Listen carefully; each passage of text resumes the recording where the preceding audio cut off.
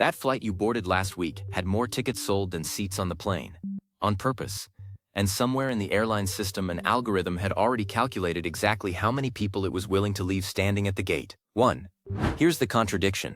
An airline sells a seat that physically does not exist. Why would any business sell a product it can't deliver? The answer starts with one number that haunts every airline executive: the empty seat. An empty seat is worth nothing the second the door closes. You can't sell a Tuesday flight on Wednesday. It's the most perishable product on Earth, a banana with wings. So airlines became obsessed with one enemy: the no-show. Go back to the 1960s. American Airlines noticed something maddening. Around 15% of passengers with confirmed reservations simply never showed up. Planes flew half empty while travelers were turned away days earlier because the flight sold out. Money evaporating on every leg. So in 1966, American built a system called SABRE, and buried inside it the first crude overbooking logic. The idea was simple and a little reckless.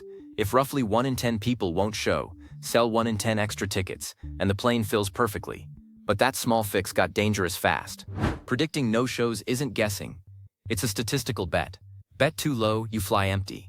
Bet too high, you sell seats to real humans who actually arrive.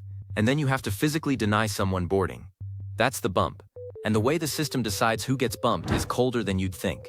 When too many people show, the gate agent first offers vouchers, money to volunteer to leave. If nobody bites, the algorithm sorts passengers by fare class, check-in time, and loyalty status. The cheapest last-minute ticket on a non-elite traveler? First out the door. Which explains that other mystery: why the seat next to you often costs significantly less than what you paid. Airlines don't price seats, they price probabilities. Every fare bucket carries a hidden no-show rate, and the model overbooks each one differently. A flexible business fare is more likely to cancel, so it gets oversold harder than a locked-in vacation ticket.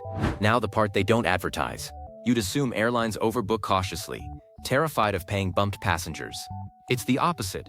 The no-show prediction models, fed by decades of data, weather, day of week, route, even the time of booking, achieve reasonably high accuracy across most flights. And the math is brutal. Bumping is rare and capped. A voucher, maybe a few $100s, on a tiny fraction of flights. The empty seat happens constantly, on every route forever. So the model is tuned to fear that empty seat far more than the payout. The bump isn't a failure. It's a profitable rounding error. And if they can predict whether you'll show up, what else does that booking engine already know about you before you've even paid?